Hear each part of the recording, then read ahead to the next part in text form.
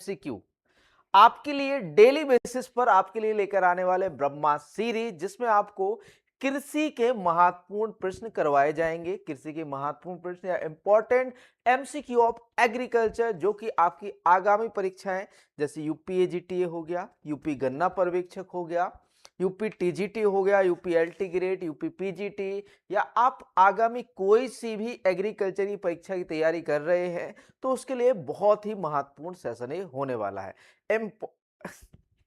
Important MCQs of agriculture. Session को शुरू करने से पहले आपको बता दें कि कृषि प्राविधिक सहायक का नया बैच 1 नवंबर से हमारा स्टार्ट हो चुका है, जिसमें आपको कृषि यूपीजी के कंप्यूटर कंप्लीट जो है फाउंडेशन बैच जो है मिलने वाला है, जिसमें आपको मिलेगी लाइव प्लस रिकॉर्डेड क्लासेस, ठीक, आपके पीडीएफ नोट्स और ई बुक्स मिलने वाले हैं, और साथ ही साथ कंप्लीट टेस्ट सीरीज, और मीडियम रहने वाला है हिंदी मीडियम में। प्राइस जो है इसका तो वैसे आपका 1999 है, लेकिन आपको पड़ने वाला है मात्र 999 में। कंप्लीट सिलेबस में हम कवर कराएंगे सारा कुछ, ठीक।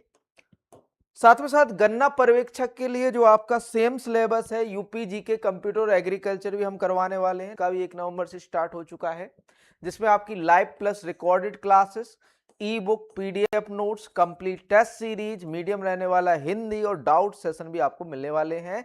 फाउंडेशन कंप्लीट बैच है, 1999 प्राइस है, लेकिन आपको मिलने वाला है मात्र 999 में, 2 साल की वैलिडिटी के साथ। सारे बैचेस हमारे जो है 2 साल की वैलिडिटी के साथ स्टार्ट हुए हैं, 2 साल की आपको जो है वैलिडिटी मिलने वाली है। आगे बात करें बच्चों कृषि प्राविधिक सहायक के लिए प्रिंटेड स्टडी मटेरियल, तो 8 किताबें हम ला चुके हैं आपके लिए।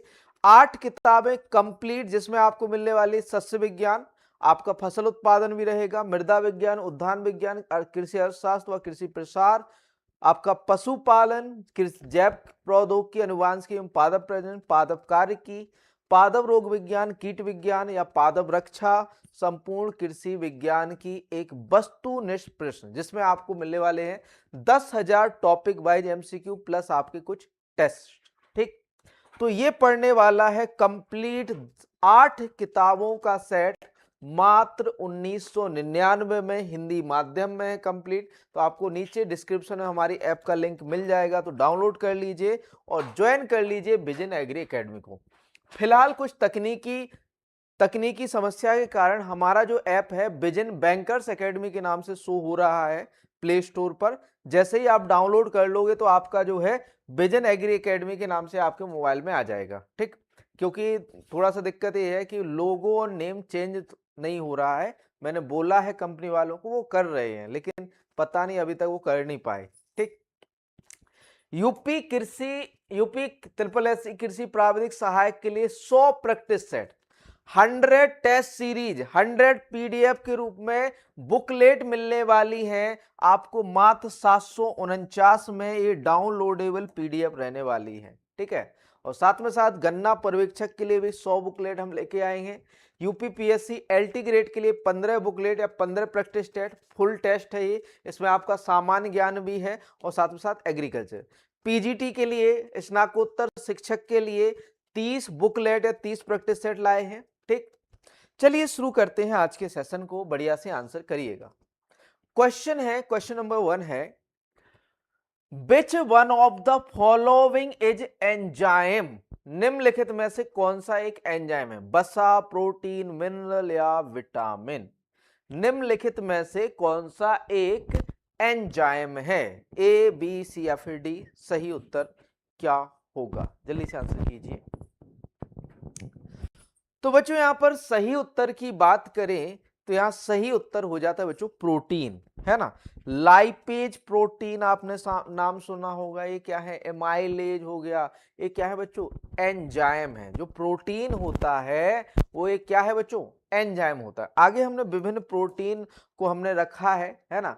जैसे आपका पेप्सिन है, pepsin are digestive enzyme found in the stomach, एक जो है पचाने वाला जो है एंजाइम है जो कि आपके स्टोमच में पाया जाता है, that help break down protein into smaller peptides, जो कि आपके प्रोटीन को छोटे छोटे पेप्टाइड्स में जो है कन्वर्ट करने के लिए प्रयोग होता है।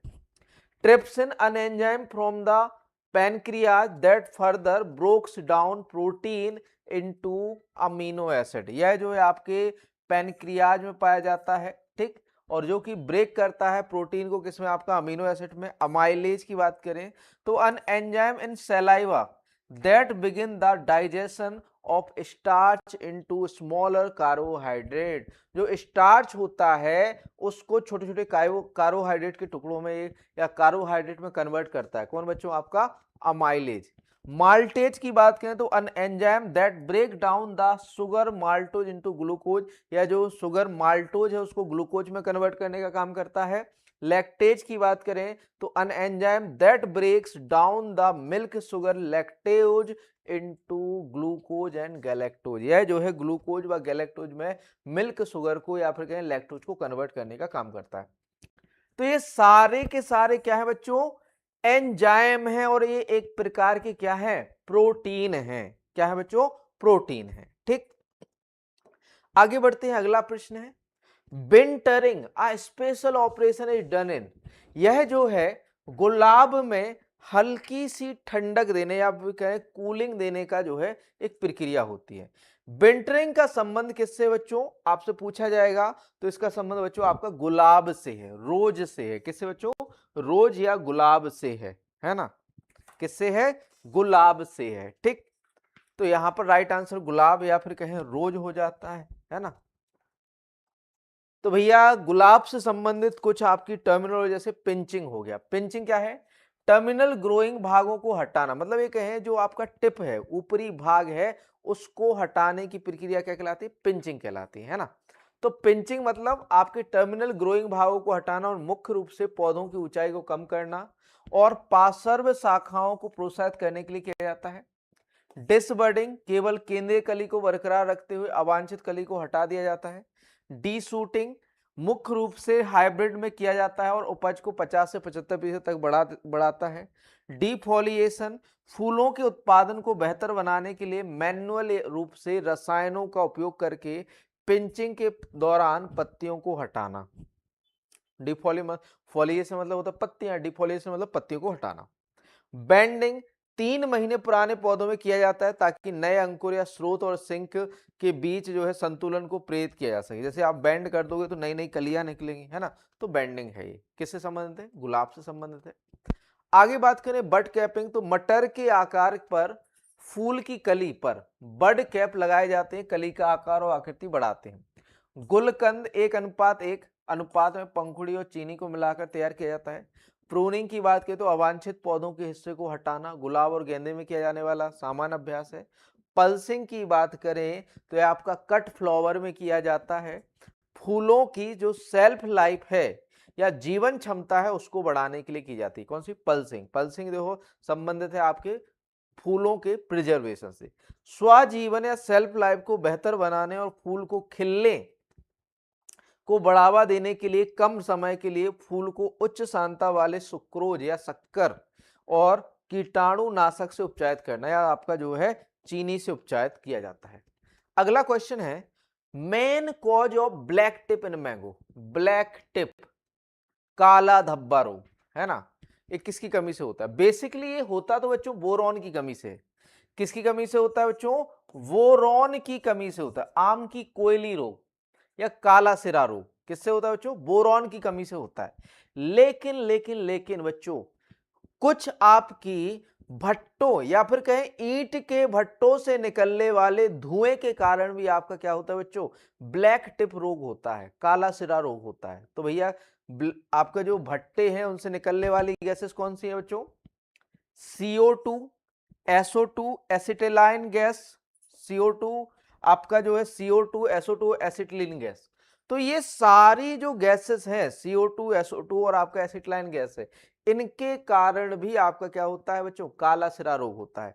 ये नॉर्मली हमारे भट्टे से निकलने वाली गैसेस होती हैं या फिर कहें ईंट की चिमनियों से निकलने वाली जो है आपकी गैसेस। देखो बच्चों, ब्लैक टिप चिमनी डिजीज या कोयली डिजीज, आपको लगता है कि कोयल के जो है मतलब एक ऐसा कहा जाता है कोयल के कारण जो है काला हो जाता है, लेकिन बच्चों ये आपका जो है बोरॉन की कमी से होता है, या फिर ये कहें आपके बाग के आसपास, आम के बाग के आसपास कोई ये कह सकते हैं कि कोई आपका भट्टा है, या फिर कह सकते हैं कि कोई चिमनी है ना, या फिर कह सकते हैं आपके गुम्मों या कोई भी आपके ब्रिक है ना, उसके बनाने की जो भट्टी है वो है, तो उसके कारण आपका जो है धुएं से होता है।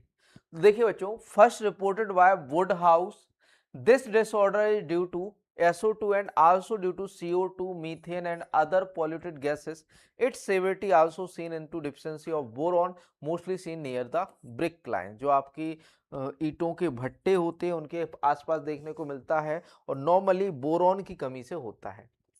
कुछ फिजियोलॉजिकल डिसऑर्डर जो आपके आम में होते हैं, जैसे आपका सारे ब्लैक टिप, ईंट के भट्टों के धुएं के कारण व बोरॉन की कमी से, मेल फॉर्मेशन विरूपता कम तापमान के कारण या बॉम्बे ग्रीन अति संवेदनशील है, स्पॉन्जी टिश्यू स्पंजी उत्तक ताप संवहन के कारण होता है, अल्टरनेट बियरिंग वैकल्पिक फूल आना अल्फांसो अत्यधिक संवेदनशील है, झुमका या क्लस्टरिंग फरवरी मार्च में कम तापमान प्लस अनुचित परागण और निषेचन के कारण होता है, लीप स्कॉच पलती झुलसना क्लोराइड विषाक्तता या पोटेशियम की कमी से, इंटरनल नेक्रोसिस आंतरिक परिगलन बोरॉन की कमी से होता है, सॉफ्ट नोज जो है बीमारी कैल्शियम की अधिकता और नाइट्रोजन की कमी से होता है, N2 की कमी से होता है सॉफ्ट नोज। ठीक, आगे बढ़ते हैं अगले प्रश्न की ओर। अरिस्टेट एंटीना आर फाउंड इन, एरिस्टेट जो एंटीना होते हैं कीट में, वो किस कीट में पाए जाते हैं? सिप फ्लाई जहाज मक्खी में, हाउस फ्लाई घरेलू मक्खी में, ग्रासहॉपर टिड्डा में, पल्स बीटल दलहन बीटल में, किस में पाए जाते हैं बच्चों? अरेस्टेड टाइप के जो आपके एंटीना होते हैं, एंटीना क्या करते हैं? सिग्नल का काम करते हैं। क्या करते हैं? सिग्नल। तो ये किस में पाए जाते हैं? अरेस्टेड प्रकार के। आंसर कीजिए ए बी सी या फिर डी, क्या होगा सही उत्तर? तो बच्चों अरेस्टेड की बात करें तो ये आपका हाउस फ्लाई किस में पाया जाता है बच्चों? घरेलू मक्खी में पाए जाते हैं। अरेस्टेड प्रकार के जो एंटीना है या एंटीनी है, ये किस में पाए जाते हैं? घरेलू मक्खी में। अब बच्चों एंटीना की बात करें, विभिन्न कीटों में कौन कौन से एंटीना देखने को मिलते हैं?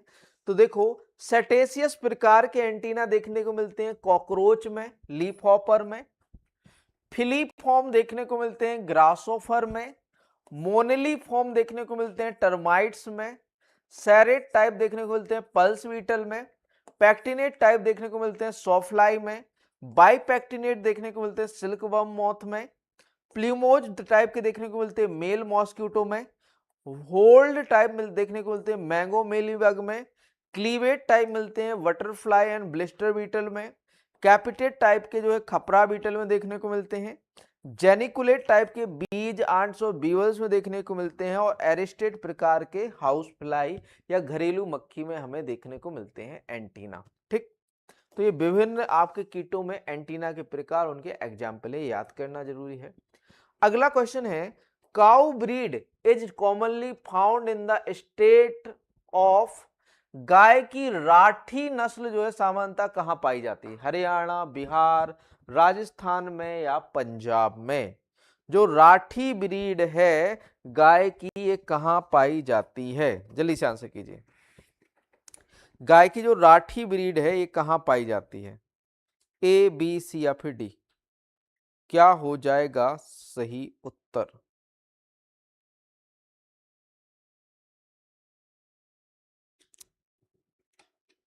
राठी ब्रीड ड्रॉथ पर्पज है, डुअल पर्पज? जल्दी से बताओ। राठी ब्रीड जो है ये डुअल पर्पज है या आपकी जो है ड्रॉथ पर्पज? तो ये द्विउद्देशीय नस्ल है। कैसी है बच्चों? द्विउद्देशीय नस्ल है राठी। तो बच्चों राठी की बात करें तो ये द्विउद्देशीय नस्ल है, और ये आपकी पाई जाती है राजस्थान में। कहां पर पाई जाती है? राजस्थान में। आज आपको बहुत सारी ब्रीड्स हैं, उनका जो है क्षेत्र या जहां वो पाई जाती है, उनके एरिया के आधार पर हम आपको डिवाइड करके बताने वाले हैं। तो बच्चों यहाँ पर बना हुआ है भारत का नक्शा, और भारत के नक्शे में आप देखेंगे कि भैया कौन सी ब्रीड कहां पर पाई जाती है। तो बच्चों साहीवाल और रेड सिंधी की बात करें तो भाई ये पाई जाती है पंजाब में। हरियाणा बेलाही जो है पाई जाती है हरियाणा में। बदरी पाई जाती है उत्तराखंड में। राजस्थान में पाई जाने वाली ब्रीड की बात करें तो कांकरेज, मेवाती, नागौरी, राठी, थारपारकर और संचौरी, ये कहां पर पाई जाती हैं? आपकी राजस्थान में पाई जाती हैं। उत्तर प्रदेश में पाई जाने वाली ब्रीड कौन सी है? खेरीगढ़, पोनवर, गंगातीरी, केनकथा, ये कहां की ब्रीड से? यूपी की ब्रीड है। हिमाचल प्रदेश में पाई जाती है हिमाचली पधारी। लद्दाख में पाई जाती है लद्दाखी ब्रीड, ठीक। सिक्किम में पाई जाती है सिरी ब्रीड। आपकी जो है बिहार में पाई जाती है बचौर, गंगातीरी और आपका पूर्णिया ब्रीड। आपका जो है असम में पाई जाती है लखीमी ब्रीड, है ना। लखीमी ब्रीड कहां पाई जाती है आपकी बच्चों? आसाम में पाई जाती है। आगे बात करें नीचे की ओर, तो नीचे आपका गिर, कांकरेज और डांगी, है ना, डागरी। गिर, कांकरेज और डागरी ये कहां पाए जाते हैं? आपके गुजरात में। खिल्लारी, कठानी, रेड कंधारी, दांगी, गाओलाओ, कोनकन, कपिला ये पाई जाती हैं आपकी बच्चों महाराष्ट्र में। हल्लीकर, कृष्णा वैली, अमृत महल, मालनद, गिद्दा, खिल्लारी ये पाई जाती है बच्चों कर्नाटका में। और आपकी केरला में पाई जाती है बेचौर, ठीक। आगे बात करें गोवा की तो श्वेता और कपिला कहां पाई जाती है? गोवा में, ठीक। तेलंगाना में पाई जाती है पोला। आंध्र प्रदेश में पाई जाती है ओंगोले, पुंगानूर और मोटू। पुंगानूर जो है सबसे छोटी ब्रीड होती है गाय की, ठीक। तमिलनाडु में पाई जाने वाली ब्रीड है आपकी देखो बरगौर, आपकी कंगायम और अम्बेली चेरी, ठीक। उड़ीसा की ब्रीड है घुमुसारी, बिंझापुर, ठीक। मध्य प्रदेश में पाई जाने वाली गाय की ब्रीड है केनकथा, ठीक। आपका जो है निमारी, गाओलाओ और दांगी और मालवी ये कहां पाई जाती है? मालवी ये मालवी है। मालवी कहां पाई जाती है? मध्य प्रदेश में पाई जाती हैं, ठीक। और आपकी जो है मिजोरम या फिर कहें मणिपुर में पाई जाने वाली है थुत, ठीक। ये ब्रीड्स हैं किसकी बच्चों? आपकी गाय की ब्रीड है जो विभिन्न क्षेत्रों में भारत में पाई जाती हैं। अगला क्वेश्चन है, क्वेश्चन नंबर 6 है, sponging type of mouth part are found in. Sponging प्रकार के जो है माउथ पार्ट या फिर मुख्य भाग किसमें पाए जाते हैं? हाउस फ्लाई घरेलू मक्खी में, हनी बी मधुमक्खी में, मॉस्किटो मच्छर में, उपरोक्त सभी में किसमें पाए जाते हैं आपके sponging type mouth part? Sponging प्रकार के जो मुख्य भाग होते हैं वो किस ब्रीड में किस कीट में पाए जाते हैं? तो बच्चों ये पाए जाते हैं आपके घरेलू मक्खी में, हाउस फ्लाई में। स्पॉन्जिंग टाइप जो माउथ पार्ट होते हैं वो किसमें पाए जाते हैं? आपके जो है घरेलू मक्खी में पाए जाते हैं, ठीक। आगे बात करें विभिन्न प्रकार के जो है मुख्य भाग और उनके उदाहरण की बात करें तो काटने और चबाने का प्रकार बाइटिंग एंड च्यूइंग टाइप किसमें पाए जाते हैं? ऑर्थोप्टेरा, आइसोप्टेरा और कोलेप्टेरा। झींगुर, टिड्डी, क्रिकेट, दीमक, भृंग में पाया जाता है, ठीक है। छेदने और चूसने के प्रकार वाले पियर्सिंग एंड सकिंग टाइप किसमें पाए जाते हैं? एफिड्स में, आपके जैसिड्स में, सफेद मक्खियों में या व्हाइट फ्लाइज में, लीफ हॉपर्स में, हेमेप्टेरा मच्छर और पिस्सू में पाए जाते हैं। पियर्सिंग आपके जो छेदने व चूसने वाले, ये रक्त जो मच्छर रक्त चूसता है ना उसमें ये इस प्रकार के छेदने और चूसने वाले प्रकार के माउथ पार्ट पाए जाते हैं। स्पंजिंग प्रकार के या स्पॉन्जिंग टाइप घरेलू मक्खी में, साइफोनिंग टाइप या साइफोन टाइप तितली और पतंगे में, चबाने और चाटने वाले च्यूइंग एंड लैपिंग टाइप जो है पाए जाते हैं मधुमक्खी और ततैया में, छीलने और चूसने वाले प्रकार के रेस्पिंग एंड सकिंग टाइप पाए जाते हैं थ्रिप्स में। असममित मुख के भाग होते हैं, ठीक। ये आपके माउथ पार्ट है विभिन्न कीटों में।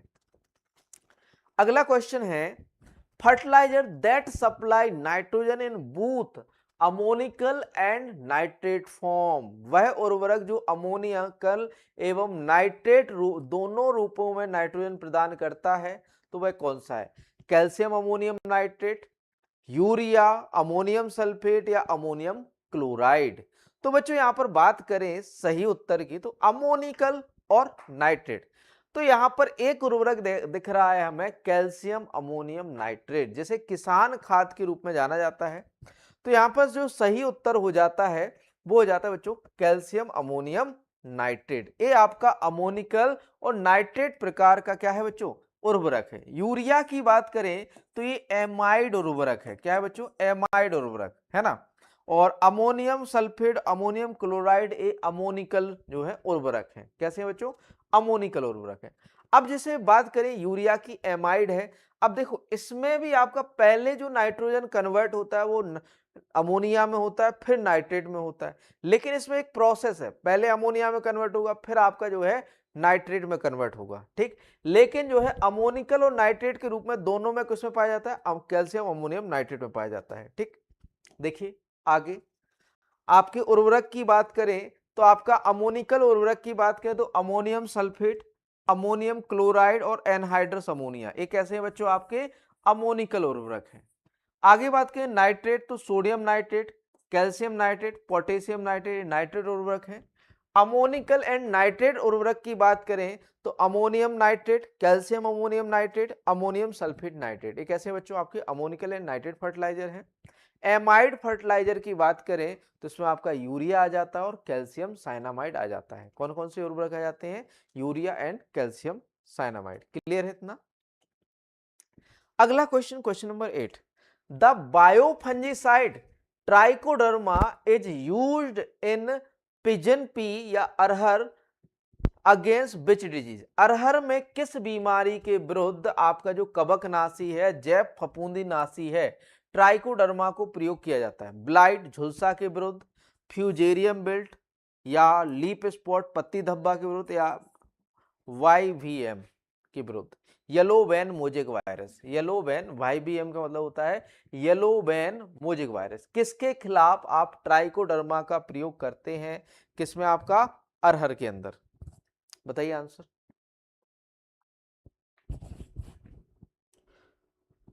तो बच्चों यहां पर सही उत्तर की बात करें तो हम ट्राइकोडर्मा का प्रयोग किसमें करते हैं बच्चों? आपका फ्यूजेरियम बिल्ट या बिल्ट, फ्यूजेरियम ऑक्सीस्पोरियम ओडम के कारण ये रोग होता है। इसके खिलाफ जो आपका जैव या फिर कहें फंजीसाइड है या जैव कवकनाशी जो प्रयोग किया जाता है वो किया जाता है ट्राइकोडर्मा। तो आगे देखते हैं बच्चों आपका बायोफंजीसाइड या फ्यूजेरियम बिल्ट रोग के बारे में, या आपका जो फ्यूजेरियम बिल्ट या बिल्ट रोग है जो कि आपका फ्यूजेरियम ऑक्सीस्पोरियम एप स्पीसीज ओडम के कारण होता है।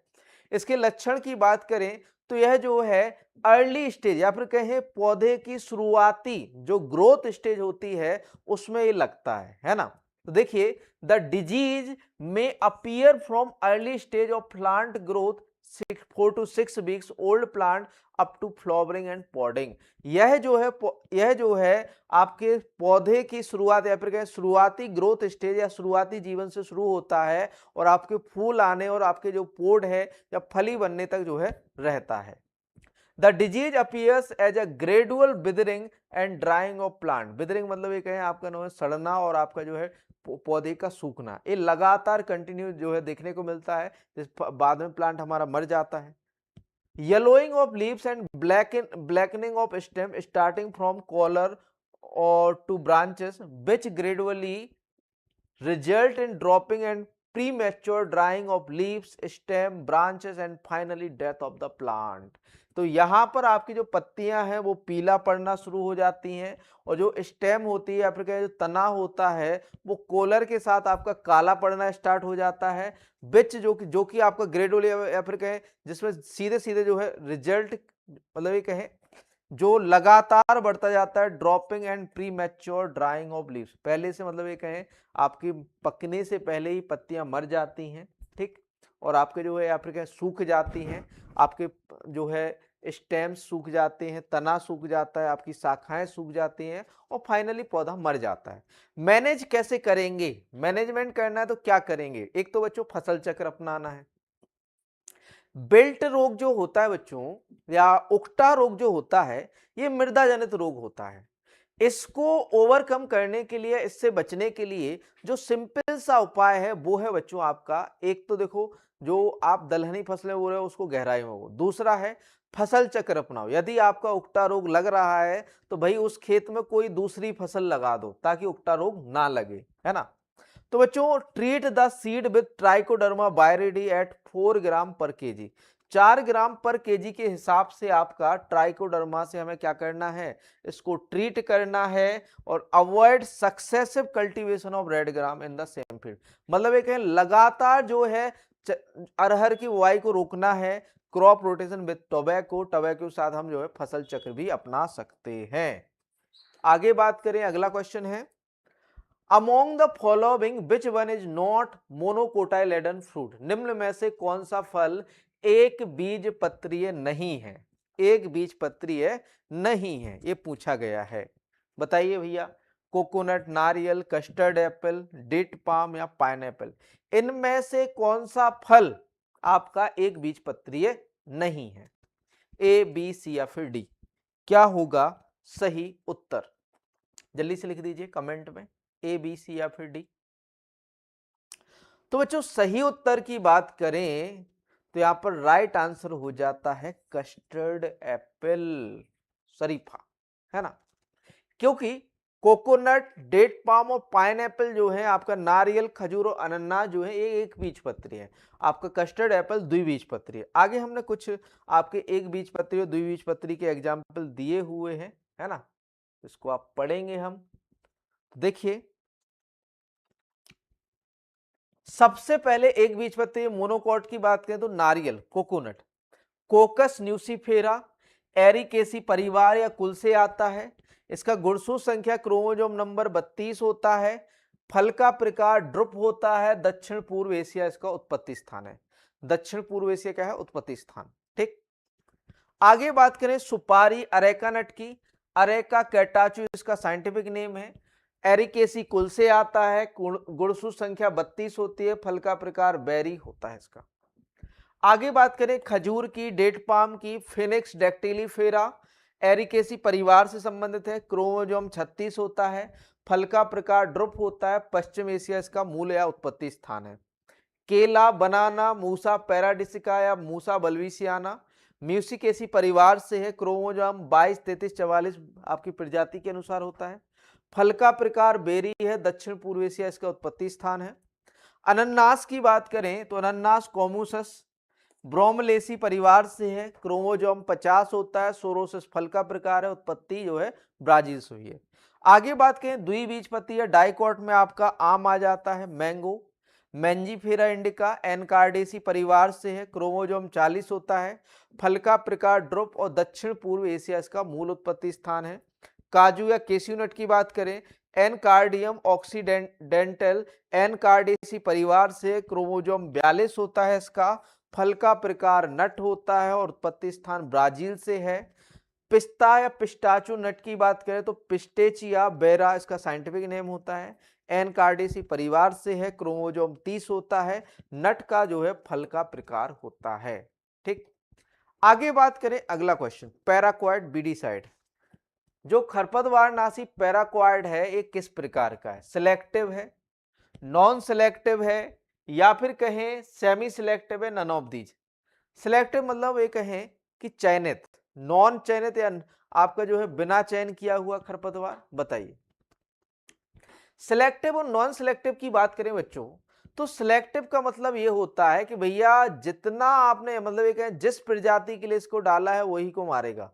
और नॉन सिलेक्टिव का मतलब है पूरी की पूरी वनस्पति को खत्म कर देगा, है ना। तो जो आपका पैराक्वाइट होता है, जो पैराक्वाइट होता है ये नॉन सिलेक्टिव होता है। मतलब जो भी वनस्पति इसके संपर्क में आएगी उसको पूरी तरह से खत्म कर देगा, है ना। तो ये कैसा है बच्चों? नॉन सिलेक्टिव हर्बिसाइड या फिर कहें बीडीसाइड होता है। कौन सा बच्चों? पैराक्वाइट। आगे बात करें कार्य के तरीके के आधार पर, मोड ऑफ एक्शन की बात करें तो दो तरह के हमने जो है चयनात्मक और गैर चयनात्मक शाकनाशी अभी हाल देखे। एक तो आपके सिलेक्टिव हर्बिसाइड है और एक आपके जो है नॉन सिलेक्टिव। सिलेक्टिव मतलब कुछ निश्चित प्रजातियों को ही मारते हैं या फिर कहें नुकसान पहुंचाते हैं। नॉन सिलेक्टिव मतलब सारी प्रजाति, मतलब चाहे आपका ग्रेम नहीं हो, चाहे आपका लेग्यूमिनेसी हो, कोई सी भी फैमिली हो, सबको खत्म करेगा, है ना। तो चयनात्मक शाकनाशी की बात करें, सिलेक्टिव हर्बिसाइड की बात करें, तो एक शाकनाशी को चयनात्मक माना जाता है जब पौधों की प्रजातियों के मिश्रित विकास में यह दूसरों को घायल किए बिना कुछ प्रजातियों को मार देता है, जैसे आपका एट्राजीन। गैर चयनात्मक या नॉन सिलेक्टिव की बात करें तो यह अधिकांश उपचारित वनस्पति को नष्ट कर देता है, मतलब जैसे आपका पैराक्वाट जो है, पैराक्वाट से आप उपचारित करोगे तो जितने इसके संपर्क में वनस्पति आएगी वो सबको नष्ट कर देगा। आगे बात करें गतिशीलता के आधार पर बेस्ड ऑन मोबिलिटी, तो एक तरह से होते देखो बच्चों, एक तो होते कांटेक्ट और एक होते बच्चों आपके ट्रांसलोकेटिव या फिर कहें संपर्क और ट्रांसलोकेटिव शाकनाशी। संपर्क की बात करें तो जितना पौधे का भाग इसके संपर्क में आएगा, हर्बिसाइड के संपर्क में आएगा, उसको खत्म कर देगा। ट्रांसलोकेटिव की बात करें तो यह पूरे पौधे के सिस्टम में जाके पूरे पौधे को नष्ट कर देगा। कौन सा बच्चों? ट्रांसलोकेटिव, मतलब एक स्थान से दूसरे स्थान पर जा सकता है।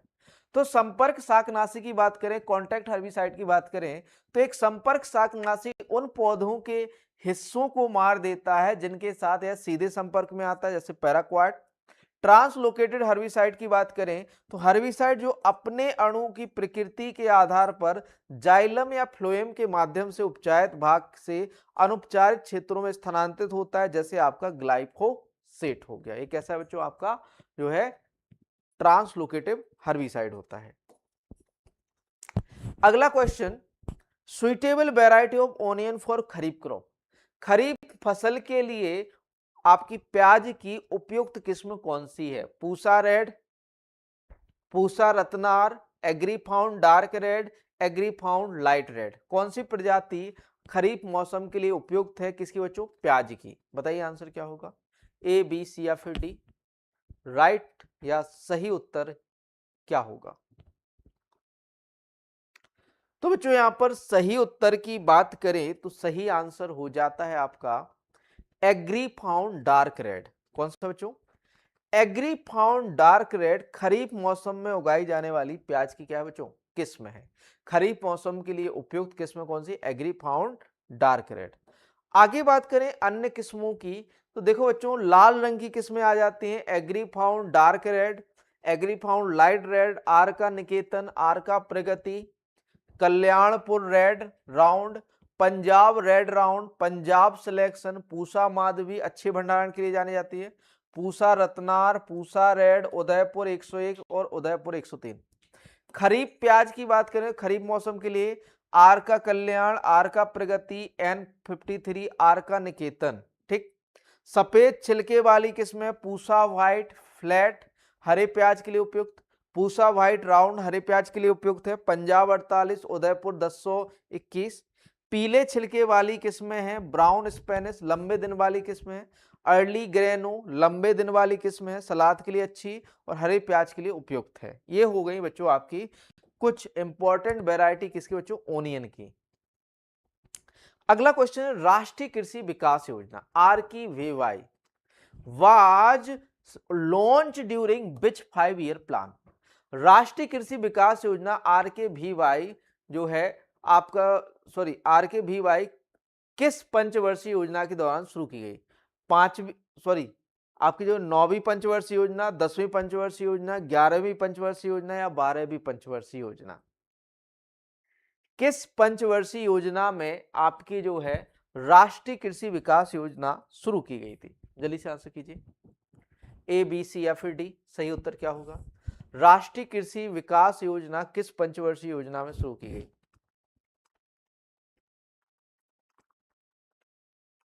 तो बच्चों यहां पर सही उत्तर की बात करें तो ये लॉन्च की थी आपकी 11वीं पंचवर्षीय योजना में। किसमें लॉन्च की गई थी? 11वीं पंचवर्षीय योजना में। राष्ट्रीय कृषि विकास योजना की बात करें तो राष्ट्रीय कृषि विकास योजना जो कि आपकी 2007 में आई थी 11वीं पंचवर्षीय योजना में, ठीक, जिसका संबंध है समग्र कृषि के विकास से। जो किससे संबंधित है बच्चों? समग्र कृषि के विकास से संबंधित है। देखिए RKVY scheme was initiated in 2007 as a umbrella scheme for ensuring holistic development of agriculture and allied sector। आपका जो राष्ट्रीय कृषि विकास योजना है 2007 में कृषि और संबद्ध क्षेत्रों के समग्र विकास को सुनिश्चित करने के लिए एक व्यापक योजना के रूप में शुरू की गई थी। The cabinet has approved as of 1st November 2017 for the continuation of the ongoing centrally sponsored scheme state plan राष्ट्रीय कृषि विकास योजना एज अ राष्ट्रीय कृषि विकास योजना remunerative approach for agriculture and allied sector rejuvenation या RKVY रफ्तार के रूप में 2017 से इसे जो है कंटिन्यू किया गया।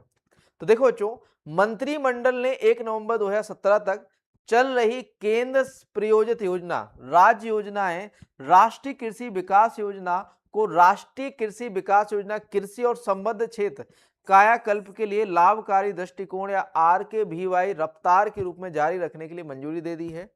उद्देश्य की बात करें तो एग्रीकल्चर इंफ्रास्ट्रक्चर या फिर कहें कृषि के बुनियादी ढांचे को मजबूत करना और साथ में साथ अलाइड या फिर कहें संबद्ध कृषि से संबद्ध क्षेत्रों की विकास को बढ़ावा देना या मजबूत करना। तो देखिए बच्चों, to strengthen the infrastructure in agriculture and allied sector by building agribusiness ecosystem in the country, facilitating financial to aid to potential agri startup and nurturing a system of business incubation। उद्देश्य क्या है? देश में कृषि व्यवसाय परिस्थितिकी तंत्र का निर्माण करके कृषि और संबद्ध क्षेत्रों में बुनियादी ढांचे को मजबूत करना, संभावित कृषि स्टार्टअप को वित्तीय सहायता प्रदान करना और व्यवसायिक उष्मायन की प्रणाली को क्या करना बच्चों? पोषण करना। ये उद्देश्य है किसका? RKVY का। फंडिंग की बात करें तो आपका जो RKVY रफ्तार है, तो देखो सभी की तरह इसमें 60 अनुपात 60% जो है शेयर सेंट्रल गवर्नमेंट या केंद्र सरकार का होता है और आपका 40% जो है आपका स्टेट गवर्नमेंट का होता है। यदि आप नॉर्थ ईस्टर्न स्टेट की बात करें या उत्तरी पूर्वी राज्यों की बात करें तो उस केस में 90% आपकी केंद्र सरकार देती है और 10% जो है राज्य सरकारें देती हैं। देखिए बच्चों, RKVY Raftar will continue to implement it as a centrally sponsored scheme in the ratio of 60:40 government of India and state share respectively, except in the case of northeastern and hilly state where the sharing pattern is 90:10 for UT the grant of 100% as central state। जो आपकी union territories हैं या फिर कहें आपके केंद्र शासित प्रदेश है, वहां पर जो है 100% केंद्र सरकार जो है क्या देती है? फंड देती है।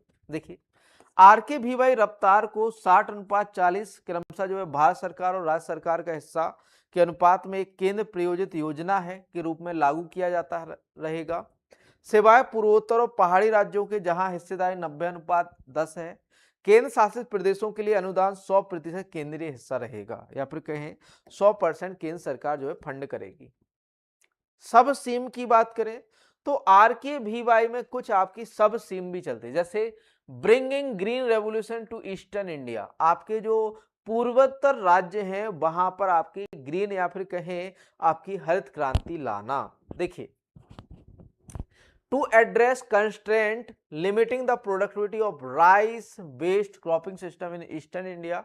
पूर्वी भारत में हरित क्रांति लाना पूर्वी भारत में चावल आधारित फसल प्रणाली की उत्पादकता को सीमित करने वाली बाधाओं को दूर करना इसका लक्ष्य है। रिक्लेमेशन ऑफ प्रॉब्लम सॉइल है ना, तो जो आपकी मृदा है या फिर कहें आपकी जो प्रॉब्लमेटिक सॉइल है ना, उनके सुधार के लिए आपको जो है फाइनेंशियल असिस्टेंट या फिर कहें वित्तीय सहायता देता है। देखिए, financial assistant is provide for reclamation of alkaline saline या एसिड सॉइल। समस्याग्रस्त मृदा का सुधार, क्षारीय लवणीय और अम्लीय मृदा के सुधार के लिए वित्तीय सहायता प्रदान की जाती है। किसके द्वारा? आपका राष्ट्रीय कृषि विकास योजना के तहत। सैफ्रॉन मिशन की बात करें, सैफ्रॉन मिशन केसर क्रांति, तो until recently saffron production was restricted to Jammu and Kashmir, Northeast Center for Technology Application and Reach has undertaken a pilot project to explore feasibility of growing saffron in Sikkim। Kesar mission की बात करें तो हाल तक केसर का उत्पादन जम्मू कश्मीर तक ही सीमित था पूर्वोत्तर प्रौद्योगिकी अनुप्रयोग एवं पहुंच केंद्र ने सिक्किम में केसर उगाने की व्यवहार्यता का पता लगाने के लिए एक पायलट परियोजना शुरू की है। मतलब ये कहें सैफ्रॉन रेवोल्यूशन लाने के लिए या फिर कहें अन्य क्षेत्रों में केसर के उत्पादन के लिए सैफ्रॉन मिशन शुरू किया गया। सैफ्रॉन मिशन शुरू किया गया। अगला है बच्चों FMD, foot and mouth disease control programme. आपका जो फूट एंड माउथ डिजीज, खुरपका मुंहपका रोग को नियंत्रित करने का प्रोग्राम, ये भी आपका राष्ट्रीय कृषि विकास योजना के तहत एक कंपोनेंट है। देखिए, FMD is a viral disease the scheme envisage 100% vaccination coverage of cattle, buffalo, sheep, goat and pig.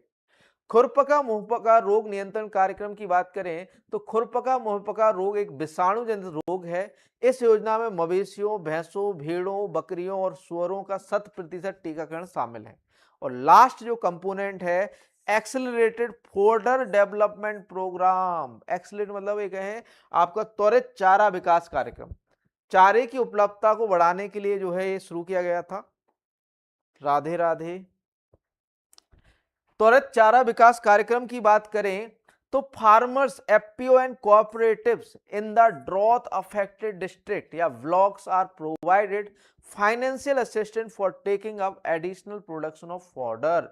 जो आपके फार्मर प्रोड्यूसर ऑर्गेनाइजेशन है, ठीक, सहकारी जो समितियां हैं ब्लॉक में, किसानों को जो है आपका सूखा प्रभावित क्षेत्रों में आपके चारे को उगाने के लिए प्रोत्साहित करने के लिए जो है ये आपका त्वरित या एक्सीलरेटेड फॉडर डेवलपमेंट प्रोग्राम शुरू किया गया। तो सूखा प्रभावित जिलों, ब्लॉकों में किसानों, एफपीओ, सहकारी समितियों को चारे का अतिरिक्त उत्पादन करने के लिए वित्तीय सहायता प्रदान की जाती है इस कंपोनेंट के थ्रू। अगला कंपोनेंट है बच्चों आपका, अगला पॉइंट है, ये भी आपका राष्ट्रीय कृषि विकास योजना के तहत एक फाइनेंशियल असिस्टेंट है। ये एफओ में पूछा गया क्वेश्चन है बच्चों। गवर्नमेंट फॉर रिक्लेमेशन या फिर कहें reclamation of alkaline and saline soil ₹60,000 per hectare and for the reclamation of acid soil 15,000 per hectare under राष्ट्रीय कृषि विकास योजना। सरकार राष्ट्रीय कृषि विकास योजना के तहत क्षारीय व लवणीय मिट्टी के सुधार के लिए 60,000, अम्लीय मृदा के सुधार के लिए 15,000 रुपए का जो है प्रति हेक्टेयर के हिसाब से वित्तीय सहायता प्रदान करती है। अगला question, question number 13,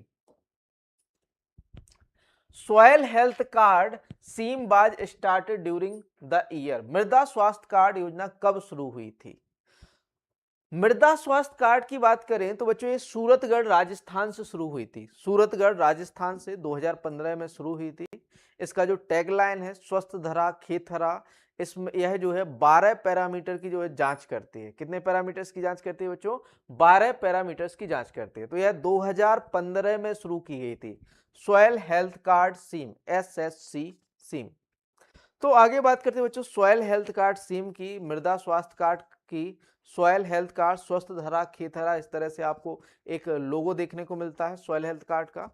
soil health card की बात करें तो 19 फरवरी 2015 को सूरतगढ़ राजस्थान से शुरू की गई थी।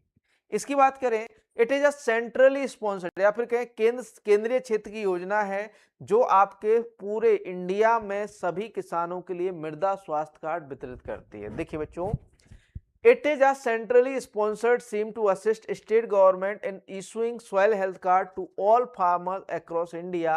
यह भारत भर के सभी किसानों को मृदा स्वास्थ्य कार्ड जारी करने में राज्य सरकारों की सहायता के लिए एक केंद्र प्रायोजित क्या है बच्चों योजना है।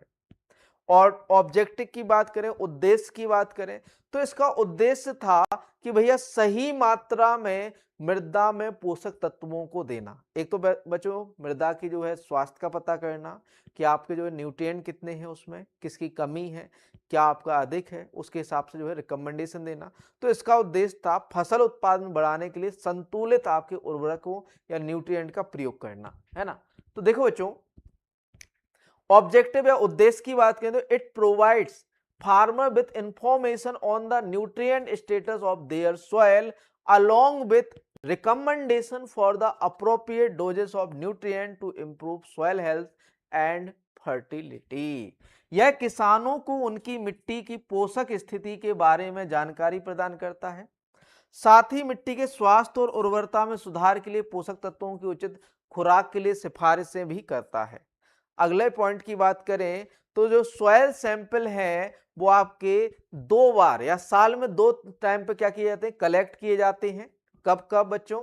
एक तो आपका कब जो है फसल की कटाई के बाद, या फिर कहें खाली पड़ी, या फिर कहें रबी की फसल की कटाई के बाद या खरीफ की फसल की कटाई के बाद ही हमारी सॉइल सैंपलिंग की जाती है ना।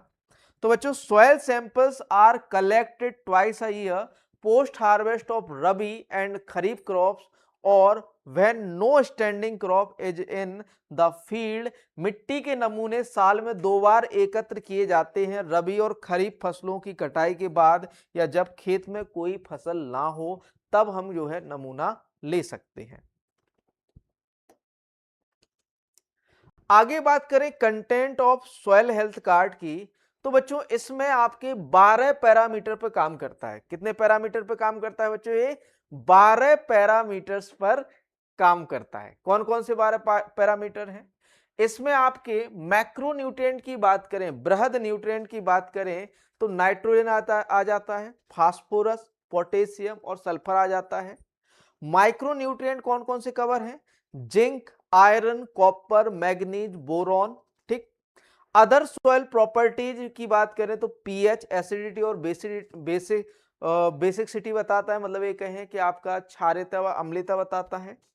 इलेक्ट्रिकल कंडक्टिविटी है जो कि आपका एक है कि मृदा में उपस्थित नमक की उपस्थिति बताता है। ऑर्गेनिक कार्बन, इनकी गणना की जाती है, या फिर कहें इन पैरामीटर्स पर सॉइल हेल्थ कार्ड हमारा काम करता है। ठीक, आगे बढ़ते हैं। Initiative under soil health card या सॉइल हेल्थ कार्ड के अंतर्गत जो पहल की गई हैं उनकी बात करें तो पहला है village level soil testing labs. Village या फिर कहें ग्राम स्तर पर जो है मृदा परीक्षण प्रयोगशालाएं खोलना, है ना। तो village level soil testing lab की बात करें तो VLSTLs are small decentralised soil testing labs at local level. As of February 2025, 665 VLSTLs have been set up across 17 states. ग्राम स्तरीय मृदा परीक्षण प्रयोगशालाएं VLSTL स्थानीय स्तर पर छोटी विकेंद्रीकृत मृदा परीक्षण प्रयोगशालाएं हैं। फरवरी 2025 तक 17 राज्यों में कुल 665 जो है आपकी एक कहें कि ग्राम स्तर पर मृदा परीक्षण प्रयोगशालाएं खोली जा चुकी हैं। आगे बात करें school soil health programme. School soil health programme it aim to educate student on soil health and sustainability के जो आपके स्टूडेंट हैं या फिर कहें जो बच्चे हैं या विद्यार्थी हैं उनको मृदा स्वास्थ्य व उनकी जो स्थिरता है, सस्टेनेबिलिटी है, उसके बारे में जानकारी देने के लिए जो है यह जो है स्कूल प्रोग्राम या फिर कहें school soil health card health programme जो है शुरू किया गया। Through sample collection, testing and soil health card generation as of 2024 the programme expanded to 1020 schools establishing 1000 soil testing lab. स्कूल मृदा स्वास्थ्य कार्यक्रम की बात करें तो इसका उद्देश्य नमूना संग्रह, परीक्षण और SSC सॉइल हेल्थ कार्ड उत्पादन के माध्यम से छात्रों को मृदा स्वास्थ्य और स्थिरता पर शिक्षित करना है।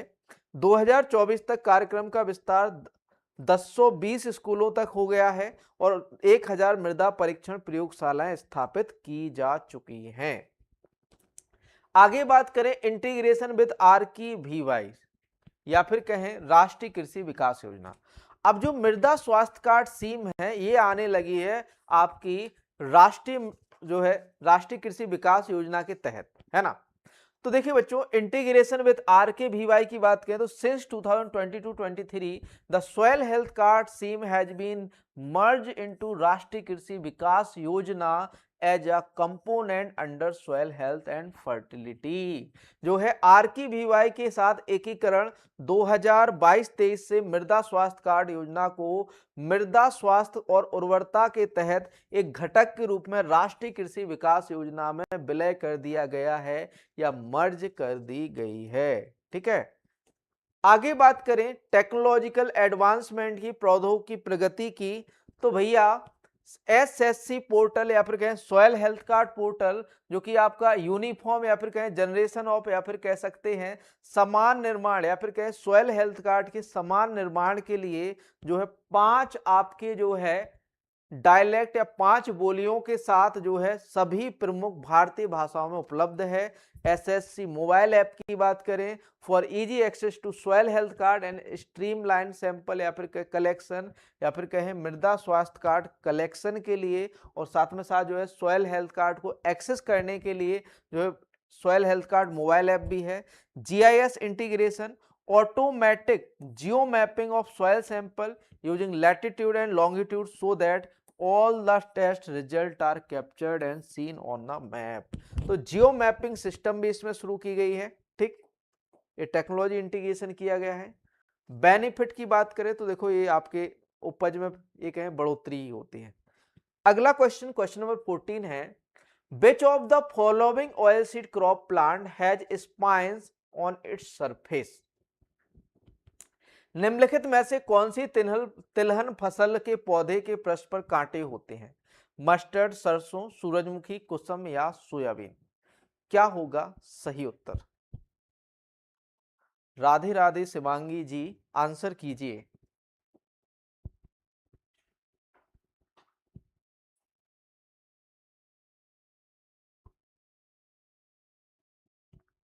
तो बताइए बच्चों, निम्नलिखित में से कौन सी तिलहन फसल के पौधे के पृष्ठ पर कांटे होते हैं? ए मस्टर्ड, बी सनफ्लावर, सी सैफफ्लावर, कुसुम, डी सोयाबीन। क्या होगा सही उत्तर? सही उत्तर क्या होगा? तो बच्चों कांटे या स्पाइंस किस फसल की जो है किस आपकी तिलहनी फसल में पाए जाते हैं? तो आपकी सैफफ्लावर कुसुम में, है ना। कुसुम की जो तिलहन फसल है उसके पृष्ठ पर क्या पाए जाते हैं? कांटे पाए जाते हैं या स्पाइंस पाए जाते हैं, कुसुम। अगला क्वेश्चन है, the process of conversion of available form of nutrient into unavailable form of through microbial action is known as. सूक्ष्म जैविक क्रिया के माध्यम से उपलब्ध पोषक तत्व के रूप में अनुपलब्ध पोषक तत्वों में बदलने की क्रिया को क्या कहते हैं? मतलब ये कहें जो उपलब्ध पोषक तत्व हैं उनको अनुपलब्ध रूप में बदलने की प्रक्रिया क्या कहलाती है? अब देखो बच्चों, दो टर्म है, एक तो इमोबिलाइजेशन और एक होता है बच्चों खनिजीकरण। देखो, जो कार्बनिक पदार्थ है, जो ऑर्गेनिक मैटर है, वो ट्रांसफर होता है किसमें कन्वर्ट होता है? आपका उपलब्ध रूप में। किसमें बच्चों? मिनरल्स में, है ना। अब जैसे कार्बनिक ऑर्गेनिक मैटर स्रोत है किसका बच्चों? आपका नाइट्रोजन का, है ना। जो नाइट्रोजन है एक तरह का मिनरल है। नाइट्रोजन या फिर कहें जो कार्बनिक पदार्थ है इसके विघटन से, ऑर्गेनिक मैटर्स के विघटन से रिलीज होता है आपके मिनरल्स। ठीक, अब ये जो मिनरल्स हैं ये कौन यूज करेगा बच्चों? प्लांट्स यूज करेंगे। कौन यूज करेगा? पौधे यूज करेंगे, है ना। क्योंकि ये पौधों के लिए क्या है? उपलब्ध रूप में है। सीधा सीधा ऑर्गेनिक मैटर या कार्बनिक पदार्थ तो नहीं लेते, ये लेते हैं मिनरल्स के रूप में न्यूट्रिएंट को। ठीक, अब ये प्लांट है, प्लांट क्या करेंगे बच्चों? इससे जो है न्यूट्रिएंट या फिर कहें अपना भोजन बनाएंगे, अपनी ग्रोथ करेंगे। ठीक, तो अब बच्चों यहां पर आपके जो प्लांट है, मिनरल जो है आपके कन्वर्ट किस में हो रहे हैं? मिनरल किस में कन्वर्ट हो रहे हैं? मिनरल जो है उपलब्ध रूप में है, ये किस में कन्वर्ट हो रहे हैं? ऑर्गेनिक मैटर में। यदि पौधे के भागों की बात करें या पौधों के ये कहें कि पौधे के पार्ट्स की बात करें तो बच्चों वो क्या होते हैं? आपके कार्बनिक पदार्थ होता है। कोई मृत भाग है पौधे का, कोई डंठल है, पत्ती है, वो क्या है बच्चों? कार्बनिक पदार्थ है ना। तो बच्चों मिनरल क्या होते हैं? खनिज क्या होते हैं? उपलब्ध रूप। अब ये उपलब्ध रूप से किसमें कन्वर्ट हो रहा है? कार्बनिक पदार्थ या पौधे की क्रियाओं द्वारा पत्ती बन रही है, जड़ बन रही है, तना बन रहा है, तो एक कार्बनिक पदार्थ में मतलब अनुपलब्ध रूप में क्या हो रहा है? कन्वर्ट हो रहा है। तो इस प्रक्रिया को बच्चों कहते हैं निस्संचरण या इमोबिलाइजेशन। मतलब ये कि भैया जो आपके नाइट्रोजन हमने पौधे ने लिए हैं या जो पौधे ने न्यूट्रिएंट लिए हैं उनसे भोजन बना के पौधे ने अपनी ग्रोथ कर ली, पत्ती बना ली, जड़ें बना ली, तना बना लिया, फल बना लिया।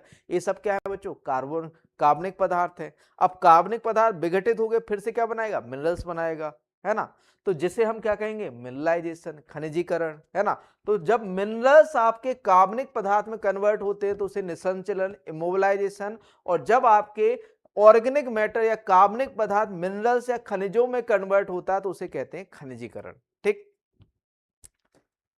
यहां पर राइट आंसर आपका जो है इमोबिलाइजेशन, ऑप्शन ए सही उत्तर हो जाता है। इसी के साथ आज का सेशन यहां पर समाप्त होता है।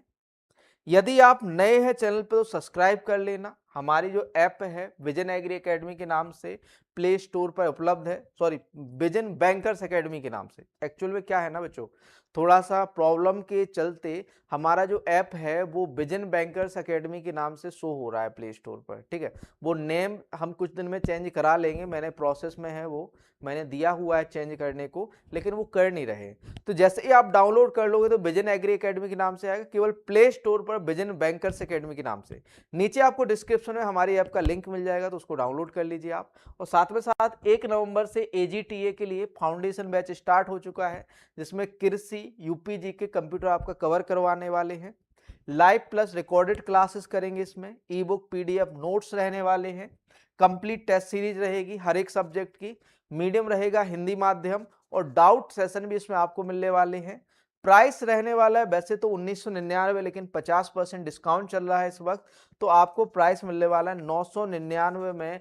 2 साल की वैलिडिटी है, मतलब ये कहें 2 साल की वैधता के साथ एक कोर्स मिलने वाला है। ठीक, ऐसे ही आपका गन्ना पर्यवेक्षक का भी बैच स्टार्ट हो चुका है। ठीक, गन्ना पर्यवेक्षक का फाउंडेशन बैच, जिसमें आपको मिलने वाले live recorded classes, e book, notes, complete test series Hindi medium में रहने वाला है, और प्राइस है 999। और कोई भी दिक्कत आती है ऐप को डाउनलोड करने में तो यहाँ पर नीचे हमारा कॉन्टैक्ट है 7880497104, इस पर आप व्हाट्सएप मैसेज डालिए तो हम आपको जो है यहाँ पर सुविधाएं या फिर कहें सपोर्ट भी प्रदान करते हैं। साथ में साथ हमारी 8 किताबें आती, कृषि प्राविधिक सहायक या किसी भी आप परीक्षा की तैयारी कर रहे हो तो 8 किताबें हम प्रोवाइड कराते हैं, जिसमें आपकी एक किताब 10,000 एमसीक्यू वाली है, जो कि 1999 रुपए में आपके होम डिलीवरी के साथ आपको मिलेंगी। ये 100 प्रैक्टिस सेट वाली सीरीज भी हमने स्टार्ट कर दी है, जिसमें आपको 749 में 100 प्रैक्टिस सेट या 100 बुकलेट्स मिलने वाली हैं। और यूपी ट्रिपल एस सी गन्ना पर्यवेक्षक के लिए भी 100 बुकलेट, पीजीटी स्नाकोत्तर शिक्षक के लिए 30 बुकलेट्स हमने स्टार्ट की हैं। ठीक, तो यहां पर आज का सेशन यहां पर समाप्त होता है। तो भैया जल्दी से जाइए प्ले स्टोर पर, जिसका लिंक नीचे डिस्क्रिप्शन में मिल जाएगा, या फिर कहें प्ले स्टोर पर आप सर्च भी कर सकते हैं विजन बैंकर्स एकेडमी। डाउनलोड करने पर विजन एग्री एकेडमी आ जाएगा। थैंक यू दोस्तों, मिलते हैं नेक्स्ट सेशन में। धन्यवाद।